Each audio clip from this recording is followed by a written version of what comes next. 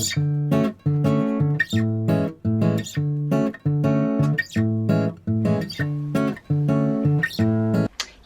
I spoke way too soon, didn't I? I get so many different acne, guys, and I've actually lost count to how many acnes I've gotten, and I feel like I deserve an award or certificate for all the pain I've been through. Excuse me. All in seriousness, today I'm going to be sharing with you guys how I like to deal with my acne when I get them, especially seeing as how they decide to come back. I just thought it was time appropriate. I definitely spoke too soon in my last video. I do want to mention that my, I guess, solution or my approach is definitely more of a realistic one than an idealistic one, because I don't always go to see a dermatologist when I get one. So please bear that in mind. But yeah, let's get started right away. My main policy when it comes to dealing with acne used to be just to leave it alone and let it run its natural course. And it makes sense because the more you keep touching it, the more you keep bothering it, it's just going to exacerbate the inflammation. It hurts. However, I realized that if you let an acne be, the infection becomes bigger, it spreads to other parts. And you know what? The tearing, the bleeding, the popping is so detrimental for your skin at the end of the day. So if you guys actually take a closer look at my chin in real life, you can see that there's so many acne scarrings. Not just hyperpigmentation, but dents or ice pick scars, as we like to call them. And it has lost a lot of its firmness, a lot of its elasticity. Now, when I was younger, this was not a big deal because my skin would heal and regenerate itself pretty fast.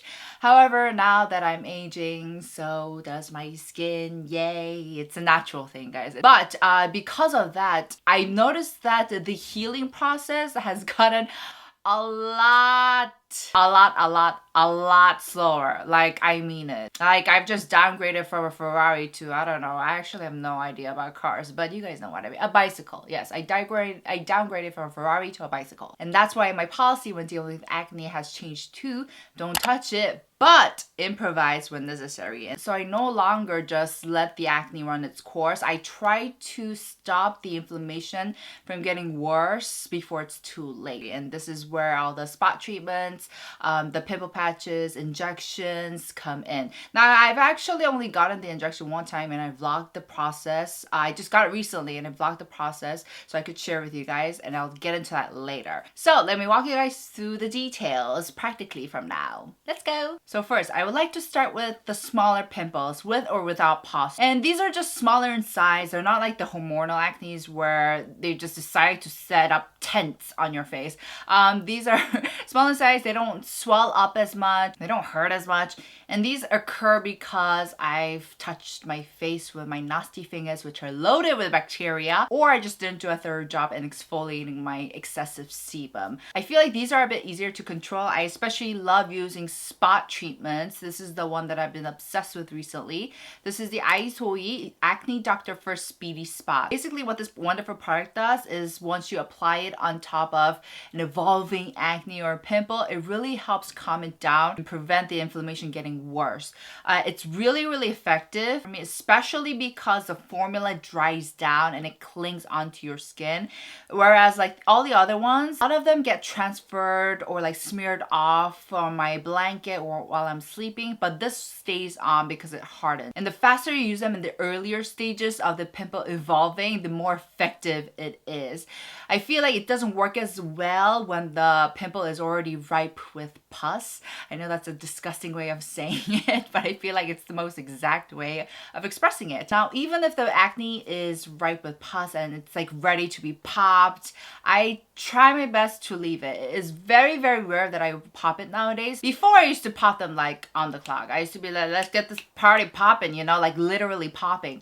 But nowadays I've been really trying my best to prevent any scarring, any potential damage than I need to. So I just leave it. And sometimes the acne, the seed of the acne, I don't know if that's the correct way of phrasing it, but you know that gunk or lump of the acne, the pimple that sits inside, that's like the axis of evil. Basically, I just waited for it to come out naturally, and it does eventually from when I'm cleansing or after I removed an acne patch. I feel like this is a great way because I'm not exerting any force, I'm not tearing, I'm not scarring, there's less bleeding, and I just let it out naturally. Now, speaking of pimple patches, I do use them on a few occasions. First of all, I put them on when I know I'm going to be outside in an environment where there's a lot of dust, dirt, air pollution. Second occasion is when I know there's going to be physical abrasiveness or abrasion like masks nowadays. The third occasion is when I have a social event and I just don't want to showcase my pus-filled acne to everyone and have them question me if I got a piercing. I legit had that happen to me. Real life story, guys, real life story. When it comes to acne patches, I really didn't have a favorite, but I have been absolutely freaking luciously loving this Dr. Jart Teatretement Spot Patch Kit because it has two types. There's one which is a soothing patch, and this is the cover patch. Basically, you apply the soothing patch after you've extracted the acne and while it's healing. And then you have the cover patch, which is the one you use when the acne is still evolving and it's still filled with pus and it has yet to be extracted. And I thought this was great because sometimes it can get confusing, like when are you supposed to use the pimple patch, right? But this has centella that's going to help calm and help with the wound healing process. And then this one has tea tree leaf oil, which is great because not only will it calm, but it's also going to be antibacterial. It's going to help control the bacteria in the house, you know? And I want to say, even though they're smaller in size, the reason why I love it is, of course, not only for this distinction that they've made, but also these pimple patches cling on to their daily life. They do not fall off. And that's saying a lot because I am very generous when it comes to facial movements. I love expressing my expression. I love laughing out loud. I like talking with other people as much as a home potato I am. And these do not fall off. I was really shocked. I was very impressed. So check these out. And I have been making a real great use of them lately. And in fact, because I use them diligently, I didn't have to physically force an extraction of a pimple. I just kept putting this on and the acne just came out when I removed the pimple patch, which is great because it minimized the scarring. So I'm just going to, I wash my hands by the way. I'm just going to take this off. Oof. So now all that pus is gone. I think this baby absorbed everything. You can still see the acne inside there. I'm not gonna squeeze it. I don't think it's ready, guys. I'm just going to apply another patch because I feel like these are, wow. I'm so impressed by how well they cling on. And hopefully when I take this off, the acne, I'm sorry guys, I have to look in the mirror. The acne will come out with it. There you go. Well, but wow, yeah, I totally recommend this, guys. Like, despite all that movement that I have going on in my mouth, it's this very strong. This one came out pretty nicely. I feel like the damage is minimal because I really didn't touch it. I didn't pop it. I just sorted it out with the pimple patches. So that's looking pretty good. I just need to apply some really nice calming soothing cremas. And then we have the big pustule hormonal ones. The ones that make you go, damn, I'm screwed. It's like an apocalypse for your face in terms of like the size and the pain. I recently got one, which is why I decided to make this video and kind of vlog my journey and how I deal with it. And it was ginormous. It was the size of my butt. It's just not that big now that I think about it. Now with these big hormonal acne ones, these are a bit tricky to deal with because first of all, the acne spot treatments don't work as effectively. They do help. Like for example, when I had the big pustule one recently develop, I dumped a bunch of this on and I went to sleep really early, and then the next morning when I looked, it had calmed down so much. So it does help, but it doesn't help remove it completely. Now with these pustule big hormonal ass acnes, before I just used to kind of let them run the course. I just felt like I couldn't really do anything about them, so I just let them be. I just, you know, give them space and all the space actually in the time that they needed to. However, I realized once again that's not the best thing for my skin at the end of the day. That's just going to cause so much bleeding, so much scarring, so much tearing. So I decided for the first time to go see a dermatologist. I know, shocking. If you guys been watching my video for a long time, you guys know I never ever go see a dermatologist because A, I'm a huge scaredy cat. I'm a very anxious person. I'm terrified of injection like needles. Second, I just thought it wasn't fair for me to go see a dermatologist and also test out skincare products and recommend it to you guys. Like, how would I know what product really works for my skin when I'm getting treatments at the dermatologist all the time? And I know YouTubers who do that. So I just wanted to be always transparent, and I didn't want to have that variable of getting treatments at the dermatologist affect my own experience with specific skincare products. So that's another reason why I didn't go. However, this time around, I really thought that I needed to go see a dermatologist about this huge cluster of acne. I named her Ditzy just because I just wanted to make friends with her. So I just knew that there was no skincare product that was going to help me get rid of Miss Ditzy completely. And second, I had gotten over my fear of needles and injections a bit during the course of my trip in Busan, where I got to test out and experience medical clinics. And third, of course, I just want to avoid all potential pain and scarring that could happen to my skin if I let Miss Ditzy flourish and do her thing. Now, I just really want to emphasize that this is my first time ever going to see a dermatologist for acne, guys. I just want to be transparent with you guys, and I don't want you guys to think, oh, maybe Sue's been getting it all this time and like she's lied to us. No, Hunty, no, I've never lied to you guys. This is my first time going to see a dermatologist, so please bear that in mind.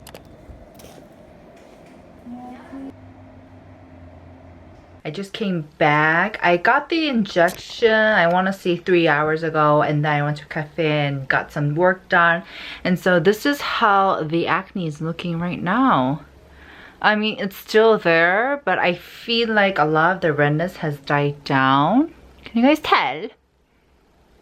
Right? Oh my god, though. Look how much of a cluster that was. It's like, I think it got infected like to the other parts and it just kept growing and growing. So I got the injection, which was 10,000 won, which I didn't think was so bad, which translates to, I guess, $10, $8, I think. So that's not bad, right? But the thing is, the doctor said that Miss Ditzy is huge, so the injection might not work. So she prescribed me some medication, which were all antibiotics, all for anti-inflammation. And the doctor mentioned that even after taking the medication, if this Miss Ditzy didn't go away, I might need a second injection. So I'm really happy about my choice of deciding to go see a dermatologist and getting this injection, even though for some people it might not be a big deal. For me it is, because I just never, like, going to see a dermatologist was never an option for me. But I'm really happy with my choice because it turns out that this was a bit more serious than I actually redeemed it to be. And this is always how the case was for me whenever I went to see a dermatologist. They were like, all of the doctors that I have met have all said that I should have went to a hospital regarding my acne. And if you see my past photos of when I had really severe acne situation, it's pretty understandable why they said that. It was pretty heaviest. It was pretty serious. So I think this just proves to say that, you know, really use your resources. Be open to different options. You know, skincare products is not the only option, and of course it can't be the only option because it won't really provide you the solution sometimes.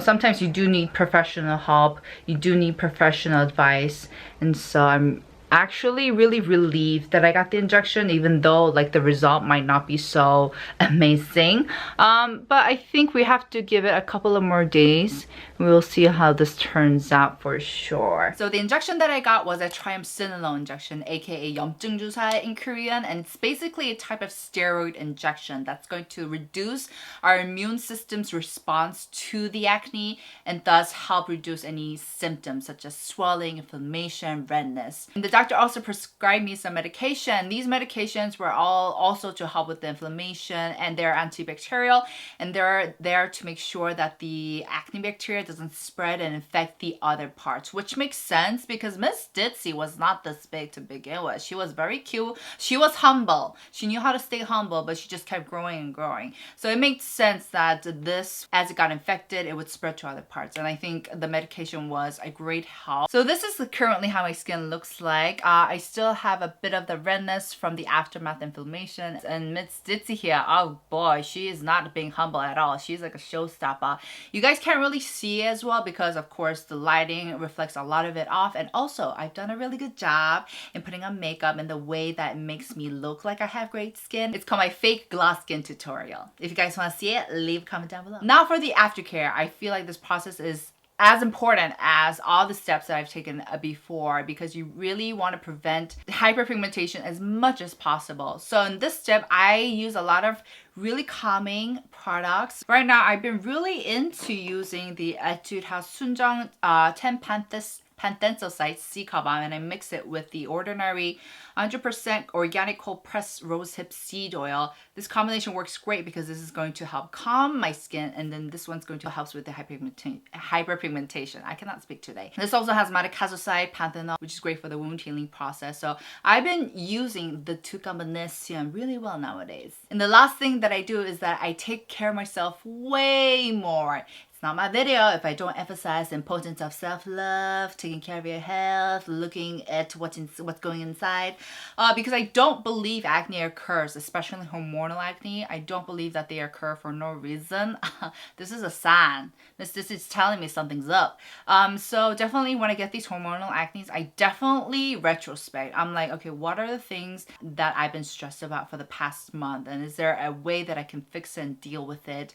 Because sometimes, I don't know if this happens with you guys, but sometimes I get stressed out without realizing it, and that's something that I need to recognize more so I can figure out ways to prevent it, to deal with it, and not have Miss Ditzy number 2 come back. And so retrospection is another big thing that I am doing right now. Also, I've been working out a lot, taking care of my health. I mean, I'm pretty good at working out diligently, but recently I signed up for new courses just to make things a little bit more exciting. So I signed up for pole dancing. I signed up again for boxing classes. If you guys also want to see an updated video on my workout journey, make sure to leave it in the comments down below so I know what you guys want to see. Also, I'm making sure to pamper myself, which I now think that it's not a luxury, but it's a necessity. I think a lot of people think, you know, self-care is something you do once in a while to treat yourself, but no. Do it on the regular, girl. You deserve it. So I've been pampering myself. I've been sleeping really early. Usually I sleep, I guess 12 to 1 would be like my time mark. Nowadays, I'm sleeping before 12. Yeah, I'm sleeping at 11:30. That's right, I'm a grandma. But all joking aside, sleeping really early has helped my skin feel so great. In the morning, it looks so calm, so soothed down. And I just want to emphasize that it really does help a lot. Not just for your skin, but for your overall mood. I'm just like, what's up? What's Gucci? What's poppin'? You know, in the morning. One last important thing that I want to mention, guys, is that I think focusing on your overall general health is not only great because, of course, it's important, but it really does help in the sense that it takes off a lot of pressure in needing or wanting that perfect looking skin. So I think it distracts us from magnifying the smaller details in our skin, like the bodas, the acne. And so I found that when I focus on my overall general health, I worry less about my acne and my skin condition. And I think that in return helps me deal with my skin better, especially kind of my attitude, my thoughts, my negative thoughts on it, and my self-esteem. So that was it, guys. I hope you guys enjoyed this video. If you guys have any tips or remedies or solutions on your own, let me know in the comments down below so that we can all share. But yeah, make sure to give it a thumbs up if you enjoyed this video, and I'll see you guys in my next. Ciao!